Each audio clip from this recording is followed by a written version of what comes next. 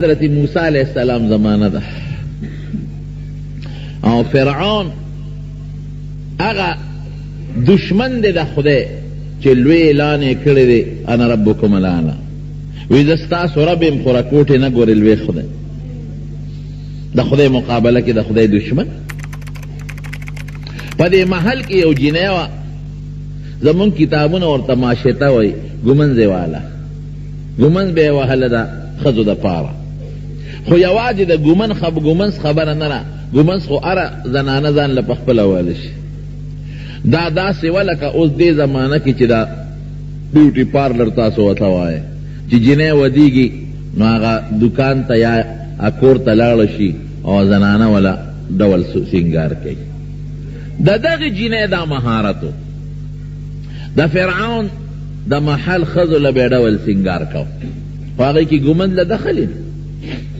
یو ځل یې د فرعون لور له ګومند واله او ډول سینګار یې وله کو نا ګومند ته په ځمکه پرېوت نو د مسلمان چې لږه ډغره وخوري نو دې د ده په خولې غیر اختیاري د الله نوم راځي خیال یې نه و دی وی الله یا الله خیر نو چې ګومند ته پرېوته نو دې جینۍ وی یا الله الله نو د فرعون دا لور ورته وی وی دا تا چا ته آواز وکړه وی دا ما خپل رب ته وکړه وی ستا رب څوک دی زما بابا ته یې آواز وکړه وی نه زما رب بل یو ذات دی وی څوک دی وی هغه ذات ته چې ستا بابا پیدا کړی او دا ځمکه او دا کائنات غرونه او اسمانونه پیدا کړي دي جینۍ لاړه پلار ته یې وی بابا هغه زمونږ هغه خدمتګاره وینده چې موږ له ګومنز وی او ډول سینګار کوي هغو تا نه مني ستا نه بغیر بل خدای مني فرعون پوه شو فوراً یې حکم وکړه پولیس ته چې دا ما ته راولئ گرفتار یې کړه او فرعون ته یې پیش کړه هغو پوه شو چې دا د موسی علیه السلام تعلیمات دي او زما د محل ته رادننه شوي دي تپوس یې ته وکړه ستا څه سوچ چې زما متعلق زه خدای یم وی نه دا چې ډوډۍ در کوم دا جامې چې در کوم دا تنخواه چې در کوم دا محل کې کوټه چې مې در کړې او دا میوې چې در کوم زه خدای نه یم وی نه وی څوک دی خدای وی چې دا تا له ډوډۍ در کوي او ته پیدا کړې او ستا پلار یې پیدا کړی او ستا نیکې پیدا کړی او دا کائنات یې پیدا کړي وی سب وشه ګنې داسې سزا به در کم چې په مخ د ځمکه به مې داسې سزا چالم نه ورکړې داسې سزا سمه شه ګوره چې ایمان زړه ته یو ځل ننوځي که نه هغه بیا نوځي دا زمونږ دا بعضې خلک چې دا د 10 روپو دپاره ایمان پرېږدي څوک قادیاني کېږي او څوک عیسایي کېږي او دا انجیوز بنجیوز دا بعضې غلط راځي او پیسې پې تقسیموي د دې زړه کې دننه ایمان نه دوه قسمه رنګ دی یو د کاڼي خپل رنګ دی هغه که څومره مږي نو دا رنګ به پکې نورم خشته کېږي داسې ده که نه دی یو چې په برش د بار رنګ ورکړي هغې لکه د معمولي ټوکله ورکړه خو به ترې لاړ شي نو د بعضې خلکو ایمان داسې لکه د برش رنګ او د بعضې خلکو ایمان داسې لکه د ماربل او د کاڼي خپل رنګ څومره چې ریګمالکۍ نورم تازه کېږي نو خدای دې زمونږ ایمان مضبوط د زړه رنګ وګرځوي وی داسې سزا به درکم چې په مخ د ځمکه به تا اورېدلي م ني جینۍ ورته څه وایي وی فقض ما انت قاض چې څه دې خوښی کوه زمونږ پښتانه وایي وی توره دې تیره او لاس دې خلاص څه چې دې خوښی کوه انما تقضي هذه الحیات الدنیا د دنیا ژوند به مې ختم کې که نه اخرت خدای رانه نشي اخیستی دنیا کې به سزا راکې که نه اخرت ته اختیار کې نشته او چې راکې یو 2 منټه تکلیف پې تېر بچي چې څه دې خوښی کوه فرعون ډر وویست وی دې جینۍ راولې او د دې په لاسونو پخپو میخونه ټک وهه او یې ځان دی کې په سولی کې او د ټوله دنیا اعلان وکړي چې خلک تماشې له راشي چې خلکو ته پته ولګي چې د فرعون خدایي څوک نه مني هغه سره دا سزا به جینۍ راوسته غریبه او جامې یې ترې وویستې بربنډه یې کړه جامې یې ترې په ډک دربار کې وویستې لوی ازمایش دی او بیا یې په ځمکه سملوله او محل ته ولا مخ کړي وی ګوره دا محل ستاو ته پکې کولاو ګرځېدی او زمونږ د ښځو لونو سر کې به او په مخ به سرخي سفیدي مګله او ډېر لوی قدر عزت په دې نوکرانو کو ظالم ما خدای ومنه ګنې دار څه د نه پاتې دي نه منم وی خمیخونه ولا په لاسونو او پخپو او په سینه ټک وهی اوږدوږد د میخونه چې د هغې د وجود نه وتل دی راوړل او په لاسونو او په سینه او پخپو یې ولا ټک وهل بربنډه پرته وی اوس دې څه خیال دی وی حقه خیال مې دی رب مې شته وی ودرېږه یو بل چل د سره کوم د دې جنۍ او ماشوم بچی وی ورشه هغه بچی ونه راولئ د پیو رودونکي بچی وی اوله په دې سینه د پاسه سملوی او په چاړې د دې مخکې لال کې زه ګورم چې د ایمان پرېږدي او که نه پرېږدي ورونو داسې سختونه دې خدای وساتي په موږ معمولي تکلیف راشي نو مونځ پرېږدو معمولي غوندې تکلیف راشي نو بیا د خدای نه ګیلې شروع کړو دې ته نه ګورو چې د الله مونږ سره څونه ښېګړې کړي دی او کوي را سره او دا څونه ښکلی ژوند یې را کړی دی او دا ښکلی ایمان یې را کړی دی او ښکلی شکر ماشوم یې راوست په سینې ولا سمله او د مور هغه سینې ولا خوله کې ورکړه اخو ماشوم دی په دې څه پوهېدی چې زما مور نن په کوم حالت کې ده په هغې حالت کې د مور هغه پی خوري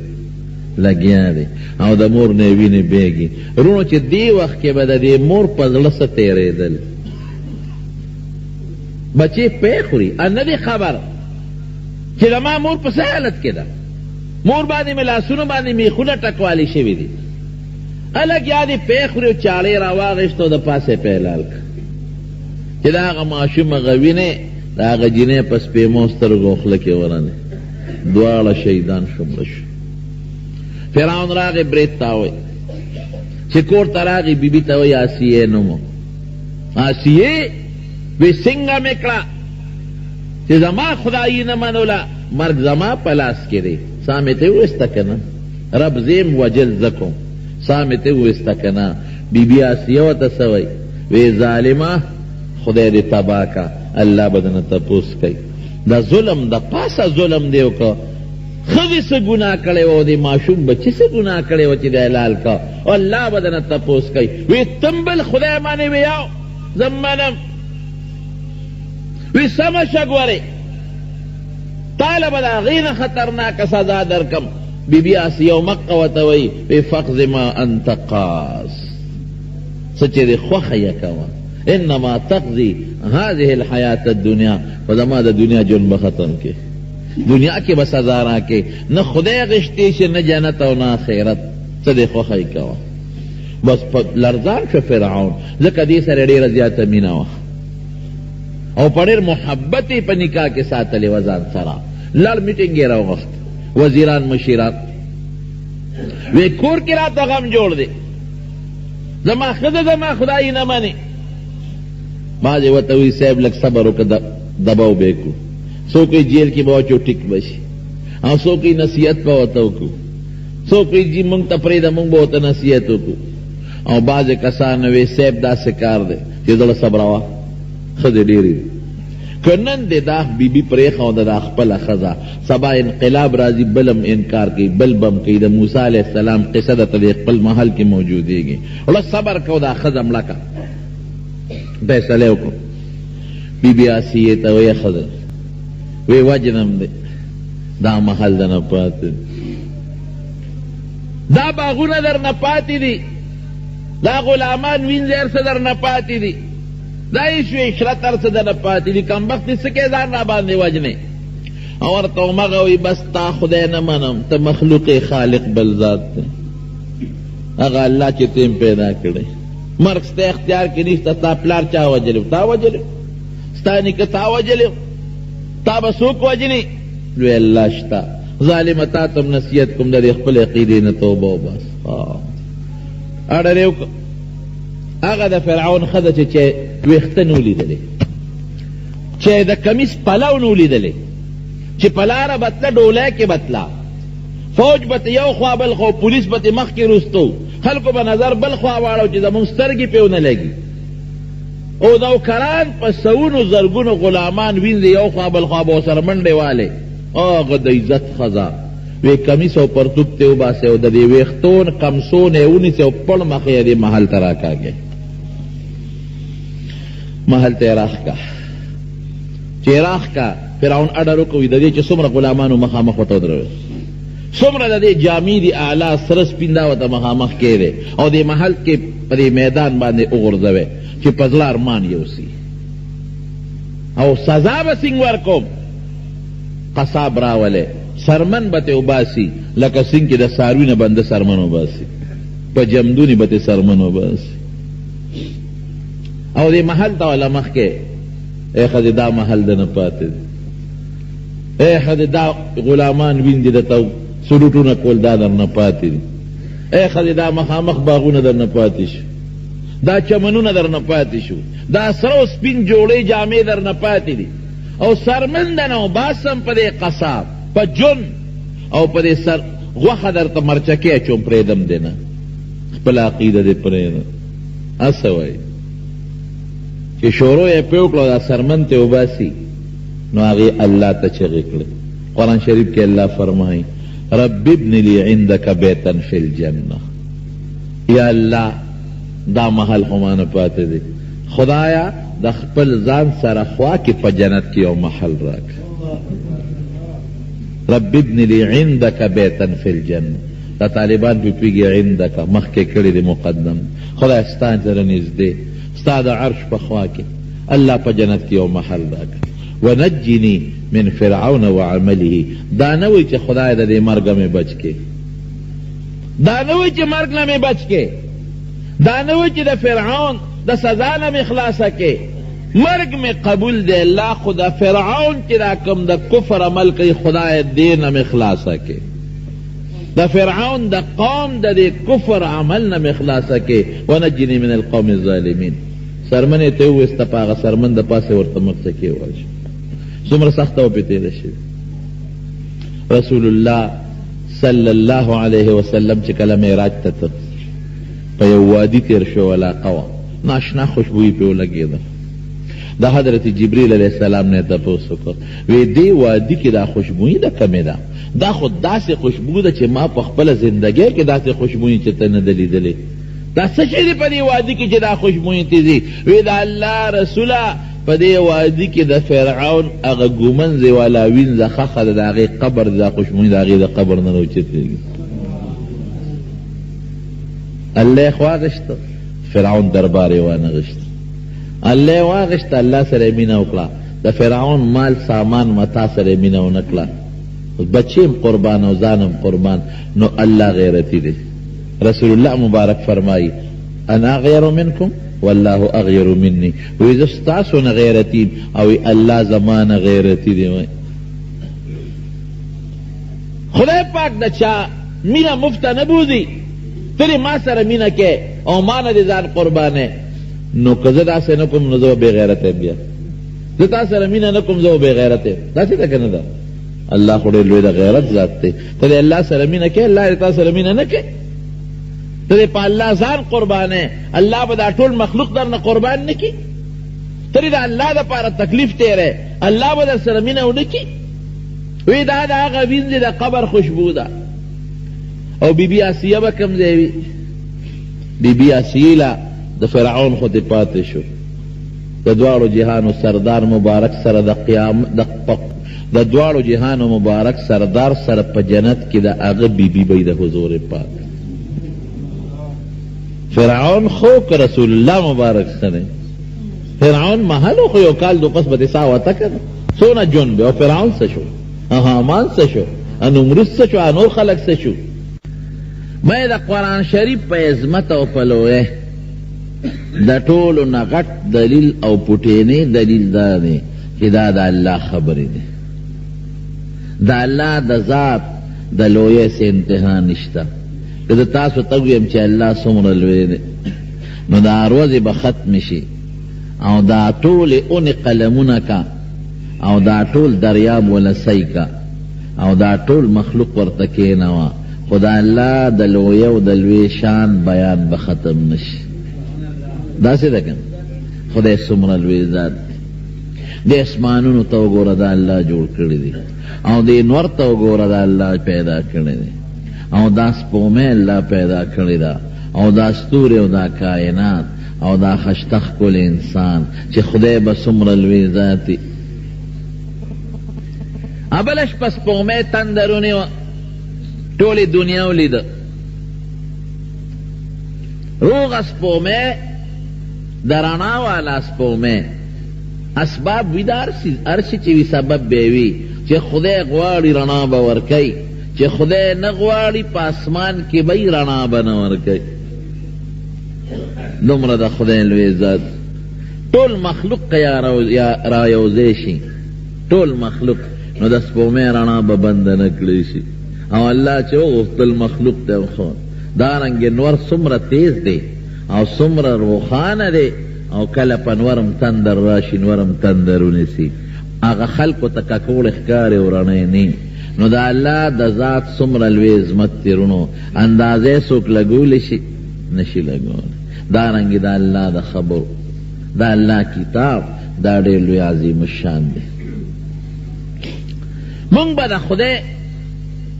د کم احسان شکریه ادا کړو. وَإِن تَعُدُّوا نِعْمَةَ اللَّهِ لَا تُحْصُوهَا. اللہ فرمائی قرآن شریف کے وے کتاسو زمان نعمتونه شمارے وے نیشے شمیرے. دا انوار خدای مونږ له پیدا کړی دی، دا سپومې مونږ له پیدا کړی ده، دا ستوري مونږ له پیدا کړی دي، دا ځمکه او دا اسمانونه یې زمونږ د پیدې دپاره پیدا کړي دي، او دا نهرونه اوبه او دا خشته هوا او دا قسم قسم میوې او دا خشته شینکۍ او دا ښکلی شکل او دا بچی، دا ټول کائنات دا خدای زمونږ د خدمت دپاره پیدا کړي دي. ان الانسان لظلوم کفار. الله وی انسان ډیر ظالم دی، زما د دې نعمتونو قدر نه کوي او ډیر ناشکره دی. چې اوبس کی دام نه وایي چې الحمدلله، ډوډۍ خوري دام نه وایي چې الحمدلله. انسان ناشکره دی. قسم دې زه کله سوچ کوم وی مونږ له خدای څومره ښکلی شکل لا کړی، مونږ انسانان یو، ټول وایي الحمدلله. او په انسانانو کې بیا مسلمانان او بیا په مسلمانانو کې قرآن والا او د دواړو جهانو د عظیم پیغمبر امتیان. نه د خدای څونه پزه که مونږ خدای سپي پیدا کړی مونږ د خدای څه کولی شو. دا خنزیر ویلی شي چې خدای زه د خنزیر ولې پیدا کړم، مږې ویلی شي چې زه د خدای مږه ولې پیدا کړم، مار لړم دا ویلی شي چې خدای زه د مار او لړم ولې پیدا کړم، پیشوگان دا ویلی شي چې خدای زه د پیشو ولې پیدا کړم، ګیدړان شادوګان زمري په دې صحراګانو کې دا ویلی شي چې خدای مونږ دې ولې داسې پیدا کړو. نو که مونږ نه سپي پیدا کړی وی او د خنزیرانو په شکل وی او د سپو په شکل او د پیشوګانو په شکل، تاسو نه تپوس کوم د خدای مونږ څه کولی شو؟ یو کس ماته ده ووایه چا درخواست ورکړی دی چې مې انسان پیدا کا، نو دا خدای په خپل فضل مونږ انسان پیدا دې نه پته لګي چې مونږ سره مینه شته، مونږ انسانان پیدا کړو. دا د خدای احسان. او انسانانو کې بیا روغ صحت، خشته ښکلې سترګې پوزه او غوږونه او مخ په څلوربولې نه ګرځو، ځان پټولی شو، جامه خدای را کړې ده، یخنۍ ګرمۍ نه ځان ساتلی شو. ورشئ وګورئ مخلوق. مخکې ورځو کې کور نه راووتم یو هلک په لار ولاړ په سړک او لیونی و غریب. قسم دی دا سویټر پې چا اچولی و یا به یې اغوستی و، یو لستوڼی په سویټر کې او دا نیمه خېټه یې ښکارېده او غریب رپېده. لیونی په دماغ خدای جوړ پیدا کړي و، ځان په کمیس کې سویټر او په جامه کې پټولی شو او خپل او دسمات خپل ځای ته رسولی شو. وایې دا د خدای فضل دی که نه دی؟ لوی فضل. بیا مسلمانان خدای پیدا کړ، دا هم د خدای فضل. که مونږ یې کله سوچ کو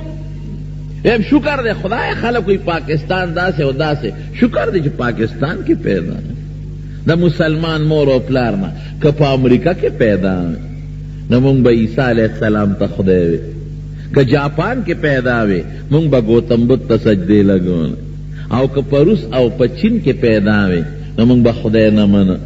او که دې نږدې هندوستان کې پیدا وي نو ممکن ده چې مونږ بوتانو ته رام کول او سجدې م کول.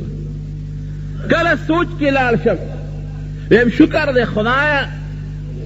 چې په روس او چین کې نه یو پیدا، شکلونه به م خشته و، ازادي به وه، خو د پلیتې زناکارې ښځې نه به پیدا و.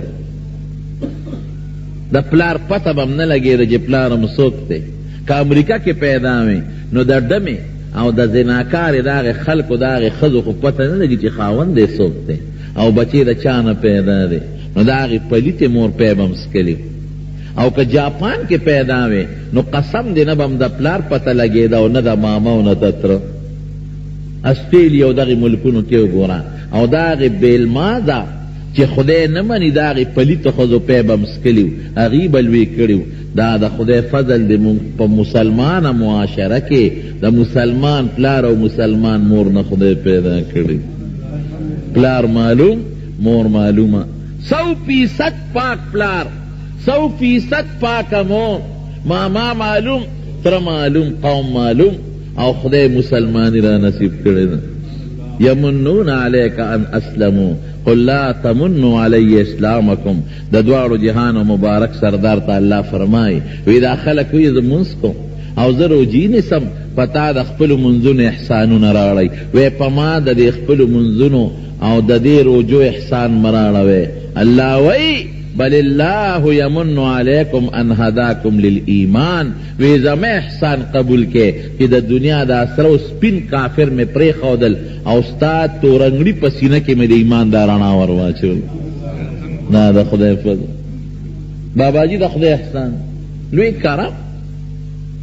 دومره احسان چې الله وکړه یو سړی چې ستا یو 10 روپۍ ورکړي دی ستا په پورې د هغه لنډي سړک د سر نه،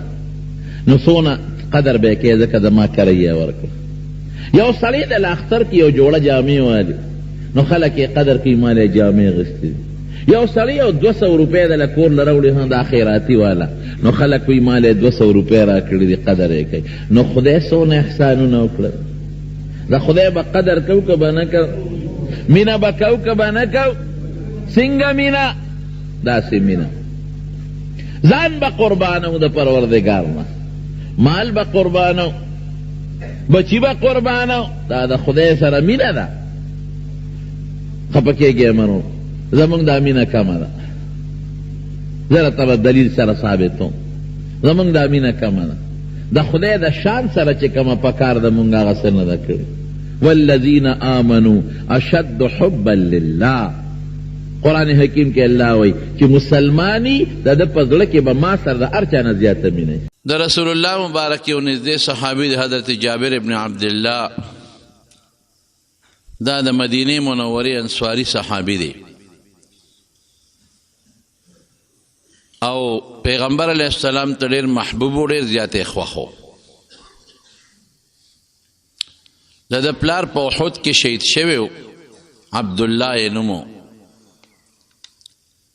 نو ډېرې قرضونه پې د پاسه وړېدلي وو. چې پلار یې شهید شو نو حضرت جابر وایي چې ما سره د نور څه فکر نو، ما سره د خپل پلار د قرضونو فکر و چې الله زما د پلار د قرضونه به څنګه خلاصېږي. او ټولو قرضدارو له مې نیټه ورکړې وه چې باغ کله شوکه شي د کجورو باغ نو زه به تاسو له کجورې در کوم په قرضونو کې. خو چې سوچ مې وکړ نو کجورې ډېرې لږې وې او قرضونه ډېر زیات وو. وی ما نبی کریم صلی الله علیه وسلم ته عرض وکړه چې د الله رسوله زما په پلار ډېر قرضونه دي او زما د باغ چې څومره کجورې دي ډېرې لږې دي، زما د پلار قرضونه پې نه خلاصېږي، اسم پې نه خلاصېږي. نو زه دا قرضداري راغواړم چې د چا قرضونه دي او تاسو م راشئ، نو که هغوی تا وویني نو زما پلار ته څه معافي وکړي. دا شته به زه ټولې ورکم، ځان ته یو کجور هم نه پرېږدم. خو که زما پلار ستا په مخ وبخي نو زما د پلار غاړه به خلاصه شي. وی رسول الله مبارک وفرمایل چې ډېره ښه د کجورو شو کوه او هر قسم کجوره ځان لا ډېرې کا. د کجورو مختلف قسمونه وی کجوره مې وشو کوله او هر کجوره مې ځان له ډېرې کړه او چې د چا قرضونو ټول مې باغ ته راوغوښتل. او نبی کریم صلی الله علیه وسلم او حضرت عمر فاروق رضی الله عنه او صحابه سره وغیم رالل. وی چې قرضونو والا پیغمبر علیه السلام ولید نو ماته سترګې برندې کړې چې دا دې څه چلو کو، مونږ خو قرض نه پرېږدو او دا خو تا نبی علیه السلام مونږ له راوسته. اوس د پیغمبر مبارک د مخ هم نه شو رغړېدلی، د هغه خبره به هم منو. او دې خوا زمونږ بلا قرضونه دي، دا ستا کجوره خو د یو قرضداري د قرض د خلاصېدو نه کېږي، شیم دی لږ دی. اوس مونږ نشو ماف کولی. وی زه د هغې په سترګو پوه شوم چې په ما باندې را برن شو، خو رسول الله مبارک هر څه ولیدل هم پوه شو. او زما وی چې د ما دا کجورې چې څومره یې دا والی مهرباني وکړې خو زما پلار ته چې څومره قرضونه یې زما پلار وبخې. پلار مې په احد کې شهید شوی دی او پلار یې سین شهید شوی و. دا هم یو عجیبه واقع ده. د پلار بوډا رسول الله مبارک په مدینه منوره کې د زنانو سره پرېښی چې ته بوډا او ته کمزورې، ته جنګ نشې کولی، نو ته مهرباني وکړه د زنانو سره ایثار شه. وی ښه. خو چې کله په احد کې میدان ګرم شو او د رسول الله مبارک غاښونه پکې شهیدان شو، پکې مات شو، نو مدینې ته اطلاع راورسېدله. نو د مدینې نه خلکو غروال ښځو منډې کړې او سړو منډې کړې. نو دې غریب خو بوډا و، دم توره ځان پسې راښکا او احد ته ځان ورسو. خو په صحابو دومره غوبل راغلی و دغه وخت کې، یو پروپیګنډه وه چې رسول الله صلی الله علیه وسلم شهید شوی دی. صحابو یې قسم دی که موږ په ځان پوهېدو. ډېرو صحابو تورې وغورځولې، وی چې نبی علیه السلام شهید شو، موږ په دنیا کې څه کوو. نو دې د صحابو د لاسه غریب په تورو لګېده، د خپلو ملګرو د لاسه بوډا او سپینګیرې ولګېده او دا غریب شهید شو. بهر کیف وی رسول الله مبارک پوه شو چې دا قرضداري خو قرض نه پرېږدي، د سترګو په اشارو باندې پوه شو. وی ما ته وی چې ودرېږه صبر وکړه جابر. او نبی علیه السلام لاړو، څومره کجورې په هغې کې چکر یې ولګاو او چې کم پکې غټ ډېرې و هغې ته نبی کریم صلی الله علیه وسلم په خپله کېناسته او ما ته وی قرضداري دی یو را مخکې کا، ستا څومره کېږي دومره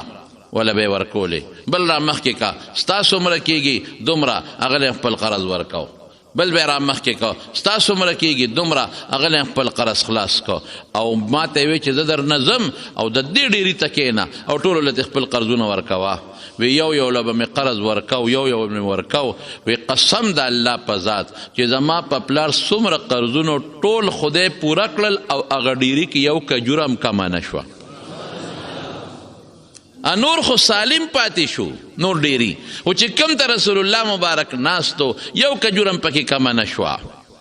نو وی رالم نبی علیه السلام مبارک ته مې وویل الله رسوله زما د پلار قرض خدای خلاص که. او چې کم ډېري ته تاسو ناست وی هغه ډېري کې هم یو کجوره کمه نه د سالم پاتې شو او باقي خو ټول سالم دي. الله رسوله ما وی چې زما ټولې کجورې دې ختمې شي، خو چې زما د پلار بوج سپک شي او غاړه خلاصه شي او قرض پې پاتې نه شي. وی حضور پاک ما ته وی چې ورشه عمر تعالی وایه، عمر تعالی وایه. وی لاړم او حضرت عمر فاروق رضی الله عنه ته مې الوی. وی هغه وی چې جابره چې کوم حضور پاک په کجورو کې چکر ولګاو نو زه پوه شوم چې دې کې به خدای برکت اچوي. د هغه وخت سره پوه شوم چې دې کې به الله برکت اچوي. دا حضرت جابر د حضور پاک ډېر خوښ و، ډېره مینه یې وه ورسره. نو دا جابر رضی الله عنه د نبی کریم صلی الله علیه وسلم نه یو حدیث نقل کوي او څه وی حضور پاک او فرمایل اتقوا الظلم، اے بندگانو د ظلم نه ځان وساتئ، پام کوئ ګوره ظلمونه کې. ولی ان الظلم ظلمات یوم القیامه، چې چا هم په دنیا کې لږ زیاتې او ظلم هم وکړو نو د قیامت په ورځ ګورې دا ظلم ډېرې زیاتې تیارې جوړېږي. د دې ظلم نه به د قیامت تیارې جوړېږي، بس ظلم به نه کوئ. او زمارونو مونږ خلک ظلم څه ته وایو؟ مونږ دې ته ظلم وایو چې چا نه سپېړه وباسي، مونږ دې ته ظلم وایو چې چاته کنځل وکړي، مونږ دې ته ظلم وایو چې څوک ناجایزه طریقې سره هغه ته په وجود کې یا په مال کې یا په اولاد کې تکلیف ورسوي. بېشک دا هم ظلم دی، خو ظلم یو لویه معنا لري. زمونږ دا طالبان پې پوهېږي، هغې وي الظلم وضع الشی فی غیر محله یا فی غیر موضعه. څه مطلب؟ چې الله کم شی پیدا کړی دی او هغه څیز په کم ځای کې څه دپاره الله پیدا کو او هغه پیدا ته والی، نو دا انصاف دی. او چې کم شی الله کم مقصد له پیدا کړی دی او ته هغه مقصد وانخلې، دا ظلم دی. زه به درته مثال درکم، لکه سترګې الله څه له پیدا کړی دی؟ دې له پیدا کړي چې زه پې د دنیا کار ته وګورم، زه پې نیکو ته وګورم، زه پې قرآن شریف ته وګورم، زه پې د پلار او د مور مخ ته وګورم، زه پې د یو مسلمان دوست مخ ته وګورم، زه پې د خپلو بچو مخ ته وګورم، زه پې د خپلې کور د خور د بیبي د دې مخونو ته وګورم، زه تجارت کوم هغې ته پې وګورم، زه زمینداري کوم زه پې هغې ته وګورم، زه پې خپل کور او خپلې حجرې ته وګورم. او که ته د سترګو باندې ګناه کې او ګناه ته پې ګورې، دې له خدای سترګې نه دي پیدا کړې. او که ته په دې باندې پردو جنکو ته ګورې، قسم په خدای که دې له دا سترګې الله پیدا کړي. او که دې سترګو باندې د ګناه شي ته ګورې، دې ته هم ظلم وایي. دا سترګې دې هغه ځای کې استعمال نه کړې چې کم څیز دپاره پروردګار دا سترګې پیدا کړي دي. دا ژبه خدای څه له پیدا کړې ده چې ته پې د حق خبرې وکړې،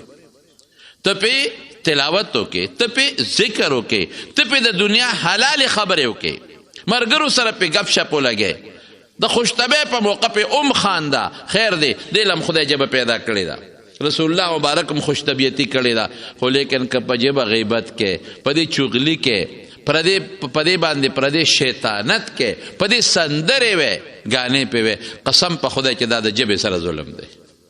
دا ژبه ته هغه ځای کې استعمال نه کړه چې کوم مقصد له پروردګار پیدا کړی دی. ستا د لاسونو، ستا د خپې چې کوم مقصد له خدای پیدا کړی دی، دا اندامونه، او ته هغه مقصد واخلې، نو دا انصاف شو. او که دا اندامونه ته هغه ځای کې استعمال کې چې کوم ځای د استعمال دپاره خدای ستا د لاس او خپې نه دی پیدا کړی، نو دا هم ظلم شو. نبی کریم صلی الله علیه وسلم یو ځل په لاره تېرېده، یو غوی او هغه غوی د پاسه یو سړی د غوی د پاسه وروخته ورسور شو پې، او بار یې پې د پاسه ور واچو. غوی ورته مخ راوګرځو او هغه خپل مالک ته وایي چې انما انی لم اخلق لهذا، زه خو دې له نه یم پیدا چې ته په ما د پاسه سورلی کې، زه خو دې له نه یم پیدا چې ته زما د پاسه بارونه وړې. انی خلقت للحراست، زه خو دې له پیدا یم چې ته په ما باندې پټي کې یوې وکې، زه خو دې له پیدا یم. فوراً چې رسول الله مبارک دا خبره واورېده، نو صحابه خو پریشانه شو چې خوره غوی خبرې کوي، غوی ته وګوره، خبرو ته ګوره، او غوی خپل مالک ته وایي چې زه خو سورلی له نه یم پیدا، زه خو دې له نه یم پیدا چې په ما بارونه وړئ، زه خو دې له نه یم پیدا چې په ما د پاسه سورلي کې. اوهو، غوی خبرې کوي، بقرة تتکلم، غوی خبرې کوي. نبی کریم صلی الله علیه وسلم او فرماین زما په دې ایمان دی او د ابوبکر او د عمر هم په ایمان دی، زمان پی ایمان دی او د ابوبکر او د عمر هم پی ایمان دی. حالانکه دغه وخت نه حضرت ابوبکر او نه حضرت عمر فاروق په دې مجلس کې وو. څه مطلب؟ په څه باندې ایمان دی؟ په دې خبره د ایمان دی چې رب العالمین دا قدرت او طاقت لرلی شي چې غوی له د خبرو طاقت ورکي. الله په دې قادر دی چې غوی له د خبرو گویایی ورکي، او چې څنګه انسان په دې ژبه لګیا دی او خبرې کوي، نو رب په دې قادر دی چې غوی له هم په ژبه کې د خبرو طاقت پیدا کولی شي. غوی خو لا څه کې، غوی خو څه کې، د غوی خو بیا هم خوله شته د انسان په شان، د غوی خو بیا هم ژبه شته د انسان په شان، د غوی خو بیا هم تالو شته د انسان په شان، د غوی خو بیا هم غاښونه شته د انسان په شان، د غوی خو بیا هم شونډې شته، دا څیزونه خو شته دی. او غوی چغه مباسي، خبرې خو نه کوي خو اوازونه کوي، چغه مباسي. لیکن د قیامت پر ورځ به خدای پاک زمونږ د لاسونو له او د خپو له او د سترګو له او د غوږونو له هم د خبرو طاقت ورکړي. رب العالمین قرآن شریف کې فرمایي الیوم نختم علی افواههم، په دغه ورځ به موږ په خوله مهر ولګو. خوله به بنده کو وتکلمنا ایدیهم وتشهد ارجلهم بما كانوا یکسبون. او د دې انسان لاس او خپې مراد تر اندامونه دي، د دې انسان اندامونه به لګي او ګوی به ورکوي. ای بنده پلان کې دی کتاب په ما دا ګناه نه وکړې، دی به انکار کوي ما خو دا ګناه نه ده کړې، دی به بیا انکار کوي الله نه مې ده کړې، نه دی ده کړې، نه لاس به وایي په ما دې کړې ده، پلان کې دی کې دې کړې ده، خپه به وایي په ما دې کړې ده، پلان کې دی کې دې کړې ده، سترګه به وایي په ما دې کړې ده، پلان کې دی کې دې کړې ده، په پلان کې هر ورځ دې کړې ده، پلان کې قسم ګناه دې کړې ده. لګیا به دا اندامونه او دی به ګوی شروع کړي. نو دا انسان به غصه شي د خپلو اندامونو ته، زه خو تاسو بچ کوم،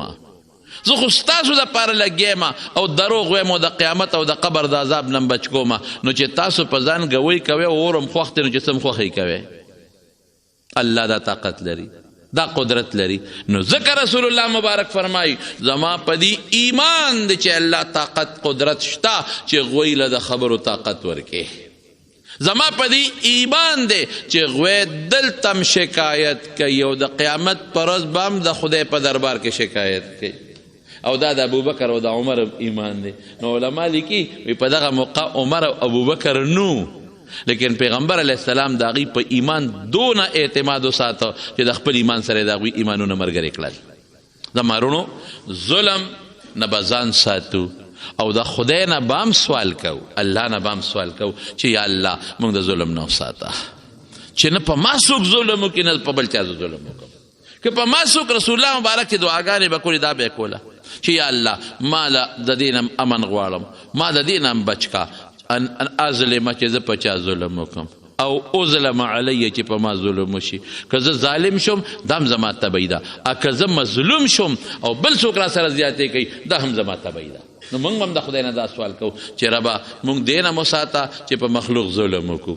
او دې نه م وساته چې په موږ هم مخلوق ظلم وکړي. خدای د دواړو نه موږ وساته. او د ظالمانو انجام نه قرآن ډک دی. فرعون لوی ظالم،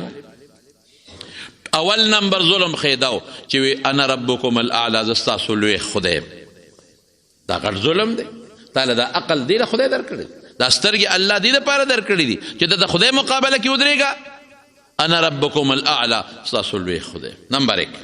دویمه سوه بني اسرائیل اوسېدل په مصر کې. دا د یعقوب علیه السلام نوسیو. یعقوب علیه السلام چې کله مصر ته راغی د حضرت یوسف علیه السلام ملاقات له، نو د یعقوب علیه السلام 12 بچیو. 12 د دې 12 بچو نه د هغه نسب خور شو او د مصر د نیمې نه زیات یا نیمې ته برابر دا د یعقوب علیه السلام اولاد شو. د مصر چې کم خپل خلک وو، ذاتي کم خلک وو، بادشاهي د هغوی په لاس کې وه، وزیران هغوی وو، فرعون د هغوی نه و، هغې ته به قبطیان وی. نو هغوی به د موسی علیه السلام په دې قوم باندې د بني اسرائیلو کې موسی علیه السلام هم وروسته پیدا شوی دی، هارون علیه السلام هم پکې پیدا شوی دی. نو هغوی به په دوی ډېر زیات ظلمونه کول. دا د ټټو کار په دوی کو، ټټی به پې صفا کول، لارو کوڅو کار، دا چوړیانو باندې چې موږ نن کم خدمت کوو، ډیرانونه به په دوی چلول او په ښځو به وله په کورونو کې خدمتونه کول چې تاسو خو د بار راغلي خلک یې، تاسو خو د مصر خلک نه، نو موږ له په کور کې خدمتونه کوئ. په ماشومانو به وله خدمتونه کول او چې کم کمزوري کارونه به نو ابا بني اسرائیلو کول، د یعقوب علیه السلام لقب اسرائیلو د هغوی اولاد به کول دا کارونه. نو فرعون خوب ولیدو،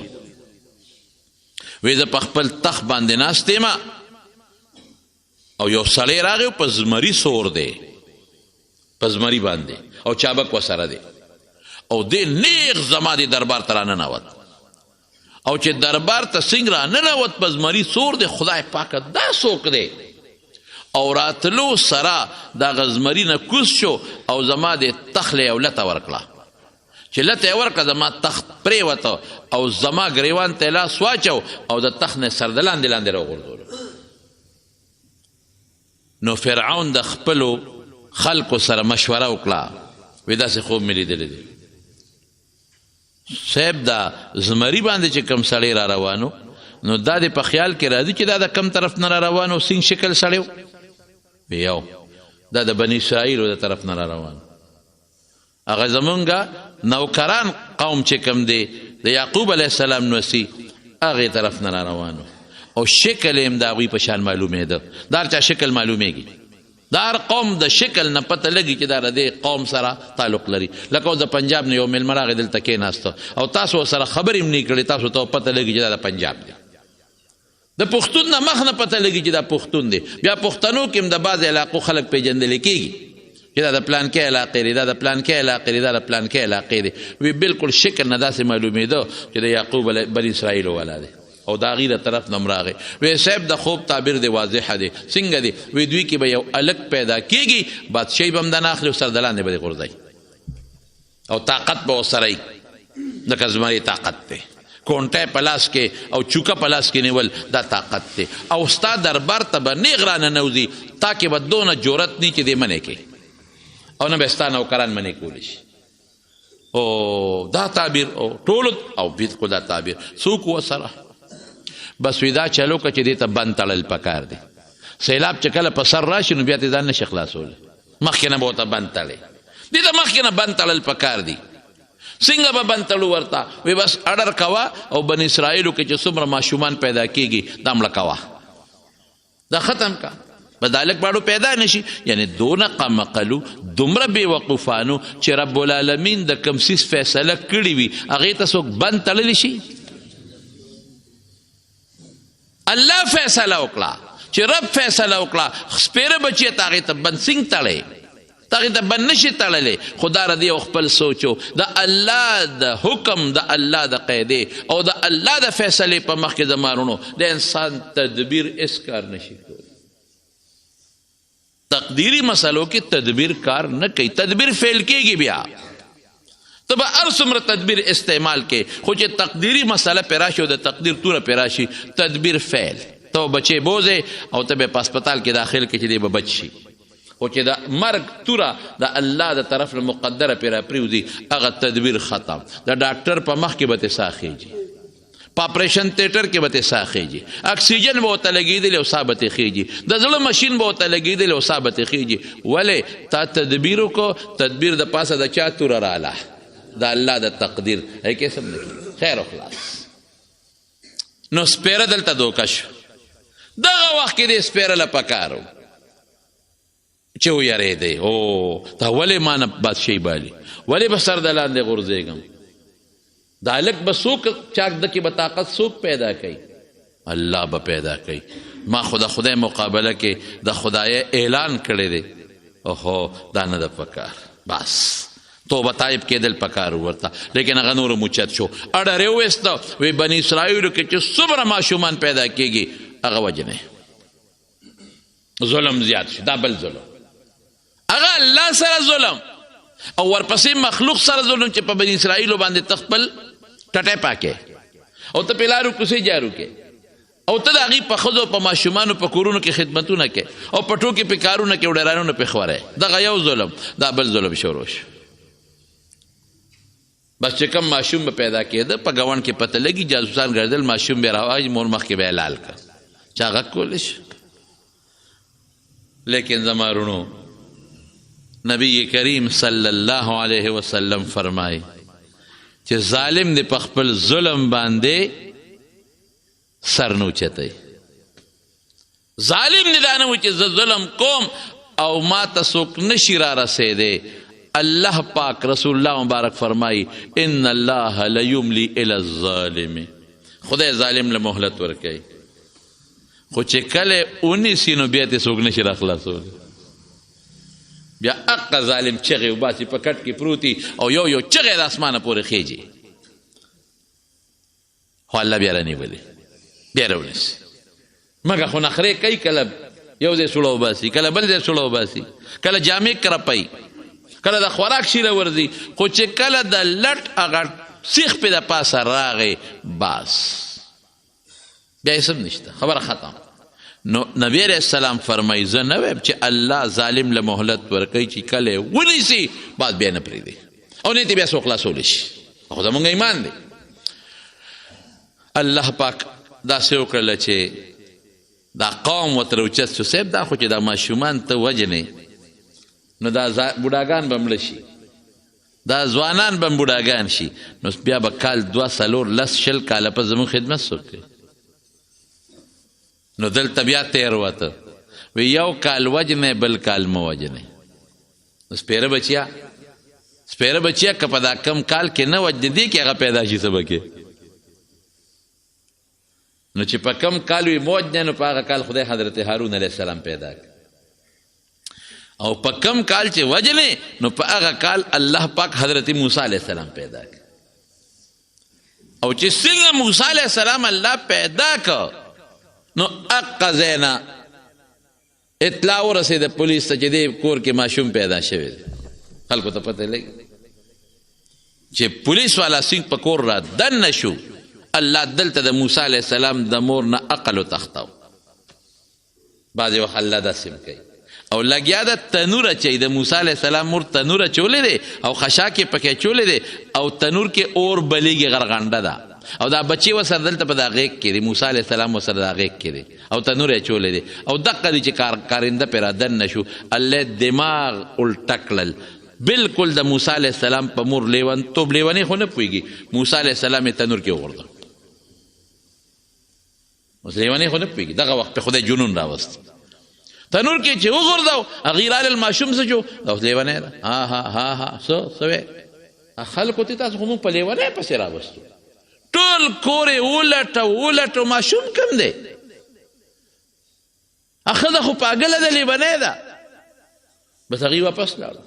چې واپس لاړل د موسی علیه السلام د مور په دماغو کې واپس خدای عقل راوستو او بچی مې څه شو موسی علیه السلام تنور کې پروت دی او ګوته یې خوله کې بنډلې ده او د پیو په ځای غره وي او راوچته یې کړه د مظلوم خدای مدد کوي چې راوچته یې کړه اوس خو پته ولګېده چې دا خو ما نه پرېږدي اوس بیا راځي الله پاک وتعالی کې واچوي صندوق جوړ صندوق یې جوړ او په صندوق کې دا بچی ورواچو او بند یې کا او دریاب ته وروله دریای نیل ته ورغورځو او لور ته وي بچی ځه ورپسې رو ورپسې ځه چې پته ولګي چې دا صندوق کم خوازي ماشوم صندوق کې پروت دی اوس چې الله پاک د چا د جون فیصله کړي قسم په خدای که څوک د سه وباسي او چې د چا د مرګ فیصله الله کړي بانه ورته جوړېږي صندوق رو چپه وړي د فرعون دا محل د دریاب په غاړه او د دې دریاب نه یو وله د محل ته دننه تلې وه نو جبریل علیه السلام وله رو دیکه ورکوي هغه ولې ته یې وله جوړ کړ په هغه وله کې دننه لاړ هلته د فرعون زنانه او وینځې او جنکۍ راغلي دي هغې دغه چمن کې د لختی په غاړه د هغه ولې په غاړه لګیا دي یا لامبي یا لوبې کوي صندوق ورغی یو څانګه ښکته هغې سره ونښته او دا صندوق کې څه دي چې راوچته یې که او صندوق یې کلو که خشته ماشوم پکې پروت دی عقل څه وی اوهو دلته عقل جدا مسله راله اوهو خدایا د دشمن کور ته ورغی کوم دشمن له چې کور یریدو کور له وله ماشوم لاړ اوس به څه کېږي خو چې بیبي آسیې سینګ کو لو کو ماشوم یې راوچت کو سینې پورې ونیوه بس اتفاقی رب د بیبي آسیې په زړه کې د موسی علیه السلام سره مینه واچوله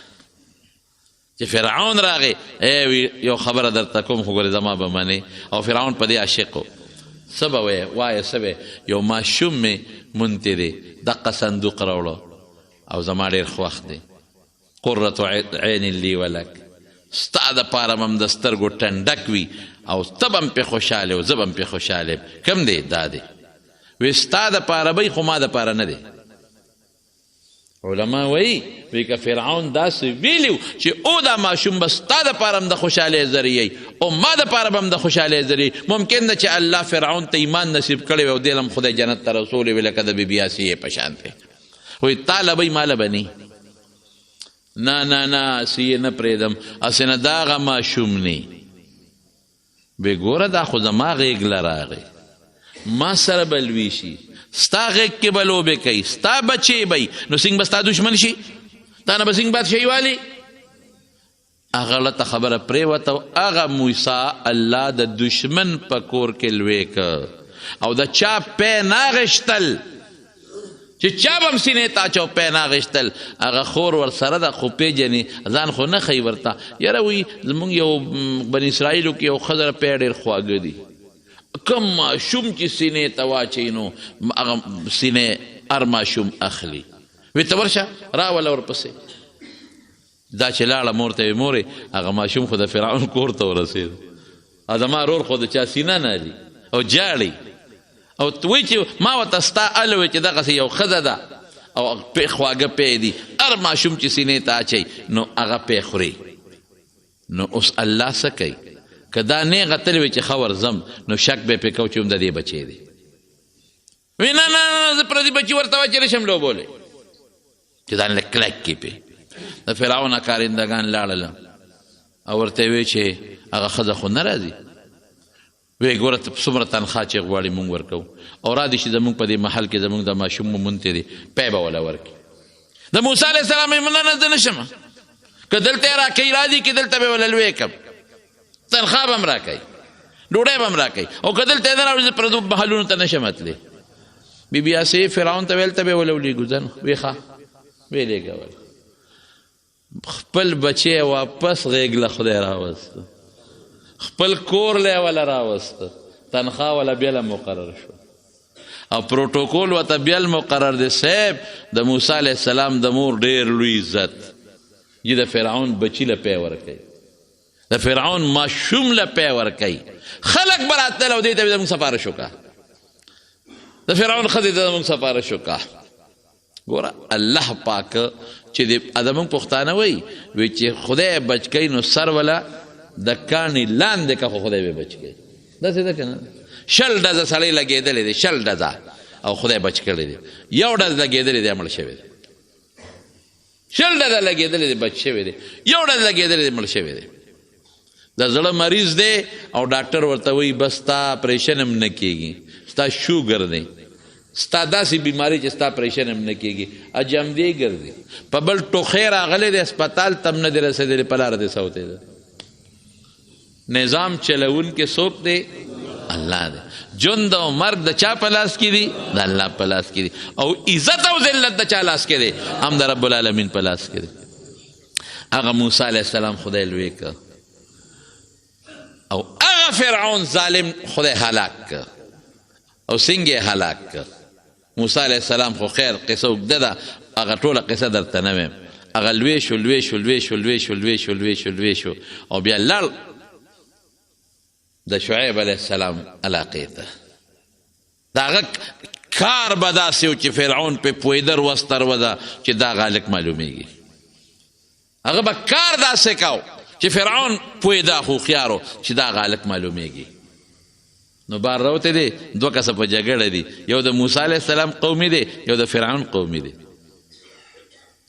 نو اپې غټ پنډې تړلی دی د موسی علیه السلام دی قومي ته وي دا را سره یو شه د فرعون قومي ورته وایي وی دا خو نشم وړی دی کې موسی علیه السلام راغی ای موسی راشه دا سړی په ما ظلم کوي هغه ویل لکه ولې پې ظلم کوې دی د وړي شي چې تی پې وړې وی هو دی به وړي دا زموږ نوکران دي هغه ویل لکه سم شه ظلم مه کوه وی نه نه به په ده خامخا وړم موسی علیه السلام بیچ بچاو کو چې دا شی پې ونسي هغه موسی علیه السلام سره ګرم شو ته خو هم د ده د قومې بچه موسی علیه السلام سوکو چات که خو چې دی مرحله دی شاله ولا راو براو کنه نو لاندې را پریوته او ساتې وته خو د موسی علیه السلام سوکو اوس هم پښتو کې خلک ویل که وی د بشیر جان لته نه د موسی علیه السلام سوک ته وایي چې سوک یې ورکه بس سړی په ځمکه پریوته او خرړېد مړ شو او سارله خو پته ونه لګېده د غرمه واړو سوکونه یو موسی علیه السلام خبر دی الله خبر دی یو هغه سړی خبر دی او سار له دغه هلک بل چا سره په جګړه دی بیا موسی علیه السلام په لاره تېرېده وی راشه که نه دا سړی په ما ظلم کوي موسی علیه السلام ته تا خدای خلاق کا پرون هم دی یو سره جګړه کوله او نن بل سره جګړه شروع کړې ده اوس بل لا باندې وجنې خبره خو بیچ بچاو چې خو هغه هلک پوه شو چې هغه پرون هم ده وجلی دی هغه لاړ فرعون دربار ته وی صاحب هم هغه هلک دی که نه پرون چې کوم سړی وجلی دی ده وجلی دی ما خو هر څه ولیدل بس موسی علیه السلام ته یو نیک سړی په مجلس کې راغی ویې خپې وباسه وطن نه ځه ستا متعلق فیصله وشوه چې دې مړ کوو دا همغه هلک معلومیږي نو موسی علیه السلام لړ مدین ته پیاده لاړ ډېر مزل یې وکړ ډېر مزل او چې مدین ته ورسېده نو ستړی ستومانه دی غریب او هلته یو کوی دی کوی باندې خلک خپل اوبه راوباسي او څاروي سیراب کوي او دی یو غاړې ته پرېوته سر ته څادر یا تیږه کېښوده او الله ته یې لاس اوچت کړ رب انی لما انزلت الی من خیر فقیر خدای زه ستا خیر ته محتاج یم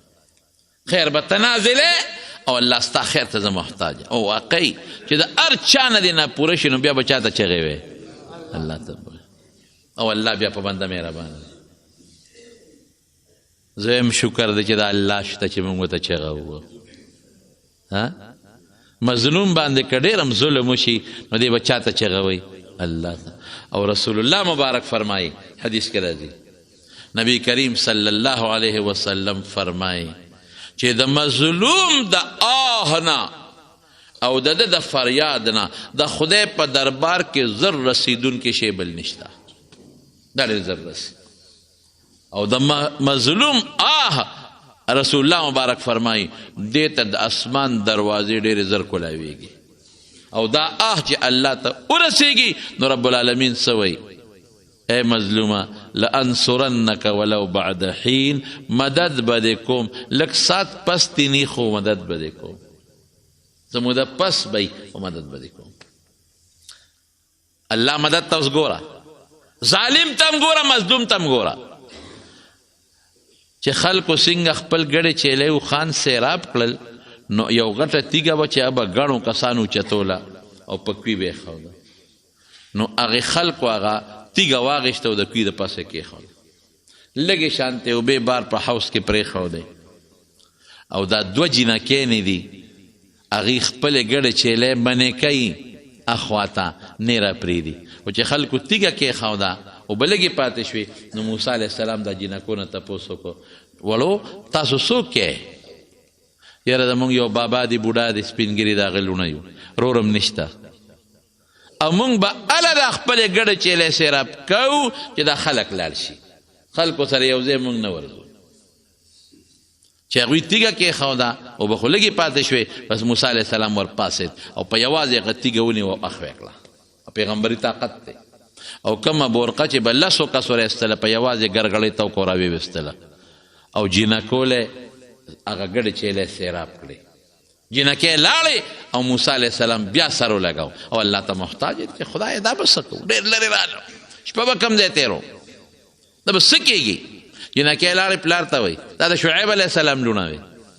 بابا داسې یو هلک دی او بې کسه بې څوکه معلومېږي هېڅ نشته او جامع هم د سفر دی او بابا ډېر مضبوط تکړه دی وی ورشه واس کې وت نه یو پسې راله او ورته وی اے مرګري زما پلار دی غواړي ان ابي يدعوك بابا مې ته اواز کوي چې تا موږ لکه مې ګډې چیلی سیراب کړې د هغې مزدوري درکوي بس ده وی زه ډېره ښه ده ما خو د خدای دپاره کړي دي خو چې سره کوي زه ور به شو سړی که نیک سړی وي نو رهنمایي به ترې والم جینۍ مخکې د موسی علیه السلام ورپسې دی نو موسی علیه السلام ورته وایي هغه جینۍ ته وی ای خورکې ته وروسته شه ته چې ما نه مخکې نو د هوا سره ستا د پنسا لقي نو دا وجود دی ما ته ښکاري نو ته وروسته شه او ما له اواز راکوه چې ښي طرف ته تاو شه یا ګس طرف ته تاو شه په دې چل شعیب علیه السلام له ورسو شعیب علیه السلام چې ورته وکتل معلومات یې ته وکړل وی دغه چل شوی دی وی فکر مه کوه د ظالمانو نه خدای بچ کړئ دلته د فرعون بادشاهي نه چلیږي دغه غم خو دې ختم جینۍ ورته وی بابا ځان سره خو به مزدور نیسې که نو دې نه نیسې مزدور له دوه صفته پکار دی یو طاقت اخو موږ ولیده خط مضبوط دی ابورقه د لسو په یوازې راوباسي غټه تیږه په یوازې په کوی کې ایښوده یو امانتګري ولا شرط دی نو سړی امانتګر هم دی په لارې زما خپو ته نه دي کتلی نو شعیب علیہ السلام ورته وی ای بچې که زما سره دې څه وخت تیر که نو یو لور به درته په نکاح کم 8 کاله را سره تیر که 8 او که 10 دې تیر کړل نو دا به ستا مهرباني وي موسی علیہ السلام یې ډېره ښه ده 10 کاله د شعیب علیہ السلام سره تیر کړل 10 او شعیب علیہ السلام ورته خپله لور په نکاح کړه او دی ورته وی موسی علیہ السلام چې اوس خو ډېر وخت تېر شوی زه ځم خپل وطن ته مصر ته هلته بس مور به ووینم رور به ووینم او کیدای شي ما څوک نه پېژني 10 کاله ډېره موده ده دا ښځه به هم ځان سره بوځم وی ښځه ګډې چیلی والا ورکړې وي ها ګډې چیلی هم ځان سره واله او دا ښځه دې هم بوځه او دننه ورشه یو چوکه راواله یو کونټی چې په لاره ګډو چیلو ته پې پاڼې غورځئ پاڼې څنډئ چې موسی علیہ السلام لار چوکې راواغېسته شعیب علیہ السلام ته دا مې راواغېست وی دا کېده بله راواله هغه یې کېښوده بله یې راواغېسته چې څنګه شعیب علیہ السلام د راغې بیا هغه کونټی وه نیکبخته زه راته ویم چې دا کېده بله راواله یې کېښوده بله یې راواغېسته هلته 4-5 شپږ کونټی پرتې وي چې کمې له به بلې له ګوتې وړه بیا به هغه لاس کې راتله شعیب علیہ السلام ته زه بچې دا دې په قسمت ته دا هغه کونټی ده چې حضرت آدم علیہ السلام د جنت نه 10 څیزه ځان سره راوړي یو پکې دا وه زه دا ستا نصیب کېده زه وړه په لاره وله خدای بچې م ورکړه موسی علیہ السلام په کوه تور په غاړه کې او رب العالمین ورته پیغمبري م ورکړه او چې کله د ښځې بچی کېږي شپه ده او تیاره ده او زلزل دی نو دغه وخت کې زنانه ته د ګرمو ضرورت دی نو ښځه ورته وایي چې دا به څه کوو دا خو شپه ده نو مخامخ یې اور ولیده نو موسی علیہ السلام ښځې ته وایي وی زه ورځم دې اور سره به خامخا څوکي اور بغیر د انسان نه نی نو زه ورځمه که څوک انساني تاله به راولم چې ستا د دې ماشوم د کېدو خدمت وکړي او که څه ګرم څیزونه چې درته راوړم نو ښځه ورته وایي داسې کار وکړه چې دې علاقه کې ماران ډېر زیات دي ګورې نو یو خو سپلی پخپو کا او بل دا کونټی لاس کې واله نو موسی علیہ السلام یې ډېره ښه ده نو چې څنګه لاړه نو هغه یو اونه وه او د هغې نه رڼا ختېدله ظاهر کې داسې معلومېدله لکه چې اورې خو اور نو نو دې حیران دی چې خدای د ونې په سر اور بلیږي نو شونټی راواغېسته او هغې ته یې نږدې کړه نو چې نږدې کړه نو هغه اور ته اوچت شو نو چې دې څنګه شونټی نږدې کوي نو ورته بره خېږي خدای دا څنګه چل دی نو په دې سوچ کې دی چې د هغې نه ورته آواز وشو ای موسی انی انا ربک فاخلع علیک زه ستا رب یم اور نه یم فاخلع علیک پڼې وباسه انک بالوادي المقدس طوا دا خو ډېره پاکه علاقه ده پڼې دې وباسه نو دی وی الله کوم ځای اواز داسې راځي د الله اواز یوازې په غوږ نه اورېدلی کېږي د الله اواز انسان په هر اندام اوري د بنده د اواز په شانتې نه چې په غوږ اورېدلی کېږي نو دې سر تاوی راته وایه این انت یا رب الله کوم ځای الله کوم ځای رب العالمین ورته 2 معجزې ورکړې او اډر یې ورکړ د فرعون له ځه وی د هغې خو په ما بدل را پورې دی فکر مه کوه هېڅ غږ مه کوه هېڅ فکر مه کوه زه له سره مردګرې مه کنه کونټی به دي چې کله هم تکلیف ته پیښېږي دا غورځوه اجدها به ترې جوړېږي او کاغه د نه بل دلیل غوښته نو لاس ترخ کې منډه او بار راوباسه هغې نه به رڼاګانې خېجي وی الله ما له ملګري پکار دی وی زه ستا ورور هارون مې له ملګري کړ چې موسی علیہ السلام څنګه راورسېد مصر ته هارون علیہ السلام الله خبر کړی ځکه هغه ته پیغمبري میلو وه هغه استقبال ته ولاړ رور یې ځان سره که نیک فرعون له ورغی همقسې وشوه چې کم خوب فرعون لیدلی و نیغ په دربار ورغی او چا کې جرت نو چې ورته وی چې په دې دربار مه راځه دا خو د فرعون دربار دی نیغ ورغی او فرعون ته مخامخ ودرېد هغه یو خوا بل خوا ګوي دا لږ څنګه راغی کونټی ورسره دا څه کوي چا کې جرت نو چې منې کړی وي ته څنګه راغلی لکه ورته وی زه موسی یم ښه پېژنې مې چې تا سره مې کوم وخت تېر کړی دی زه د خدای پیغمبر یم دا مې رور دی هارون دا هم د خدای پیغمبر دی او موږ راغلي یو او بس ډېره ګناه دی وکړه ډېر ظلم دی وکړه اوس هم الله دله مهلت درکوي توبه وباسه اوس هم الله دې معاف کوي توبه وباسه الله یو منه موږ د خدای رسول منه. هغه چې خوا دې خوا کول موسی علیه السلام ته الله وی دا کونټه غورځو، او چې کونټه وغورځو د هغې نه وجدها خامار جوړ شو او فرعون غروال منډه یې کړی. زموږ بعضې کتابونه لیکي وی اویا دستونه وکړل او څوک وایي شپږ شلې وکړل. نو مې دا دغه وخت کې چا شمېرلي او دستونه څوک د چا شماري. خو خیر خلاصه دا ده چې دستونه پې ولګېدل، یره پې راله، منډه یې وواله او موسی علیه السلام ته شی کنټرول کا، چې قابو که اوس که موږ پسې خوله راوچته کړه خو غرق به م کي. دا په الله یره تېروله. موسی علیه السلام چې کونټۍ ته ګوتې کړې هغې نه واپس امسا جوړه شوه. او ته ستا څه دلیل دی؟ دا دې ونه لید بیا در پرېږدم؟ نه نه نه خدای ته وګوره، بیا در پرېږدم دې تخت کې در پرېږدم درته. موسی علیه السلام لاره وویست، دا سره وویست، هغې نه رڼا ختېده، خو د برګي مرض په شانتې نه پوره رڼا یې کوله. څه وایي؟ وایي ته خو جادوګر یې، جادوګر دله راغونډوم، که تا وګټله ته به په حق یې، که هغې وګټله موږ به په حقه یو. ډېره ښه. یعنې داسې په موسی علیه السلام دغه کونټۍ یره تېره شوه چې نه هغه پولیس ته څه ویلی شو نه فوج ته څه ویلی شو، غږ یې نه شو کولی. هر شي سره به ګزاره وکړي، خو چې چا سره کونټۍ وي او د هغې نه مار جوړېږي والله که ورسره ګزاره وکړي. معمولي غوندې داسې یو جټکه وله یوسه پله به منډه وایي. جادوګر یې راغونډ کړل، د اختر ورځ ده. جادوګرو لاول د موسی علیه السلام سره خپله خبره وکړه چې که موږ وګټلو څه به انعام به م در کوم، تنخوا پیسې م در کوم، او تاسو به ټول د قومي اسمبلۍ او د سینټ ممبران به یې او د صوبایي اسمبلۍ ممبران به یې، غټ غټ ممبران به یې دنه غټ غټ ممبران جوړوم. دا اوس چې کوم ستا د صوبې او د قومي ممبران دي اوس بولي لګېدلې ده ښه. یو د صوبې اسمبلۍ ممبر په شپږ کروړه او په 88 کروړه خرڅېږي. ګډان او چیلي دي، ګډان او چیلي چې څنګه خرڅېږي. افسوس خفه کېږئ ما،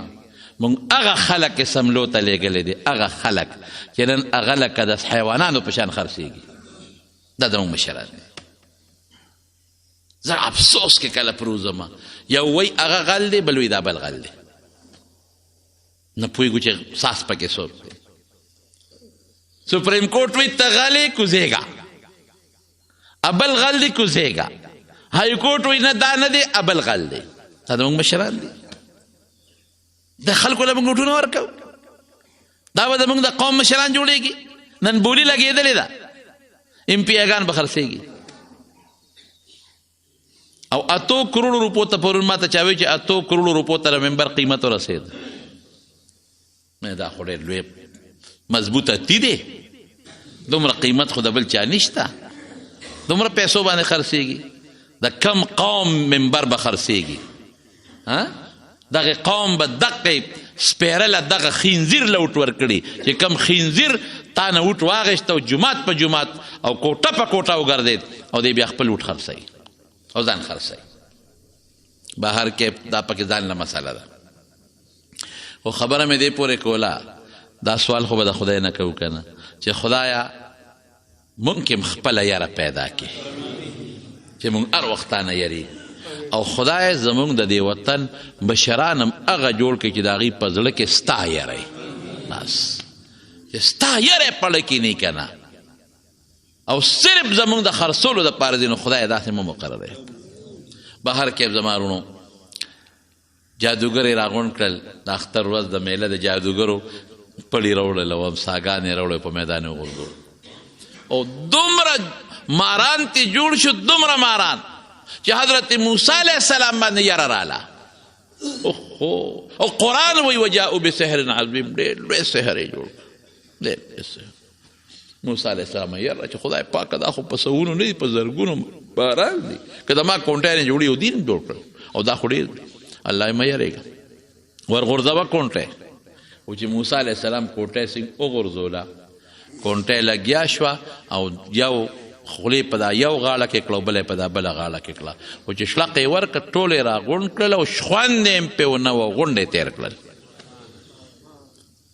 او کونټۍ والا د موسی علیه السلام مر فرعون طرف ته ور روان شو، او چې ورلل نو په هغه د ټیزونو باران. شیر نیسه چې قابو کا موسی وی نه دې پرې خدای ته وګوره ستا د غرب باندې قسم چې ستا مشې قابو کا غر کې اوس منې که نه منې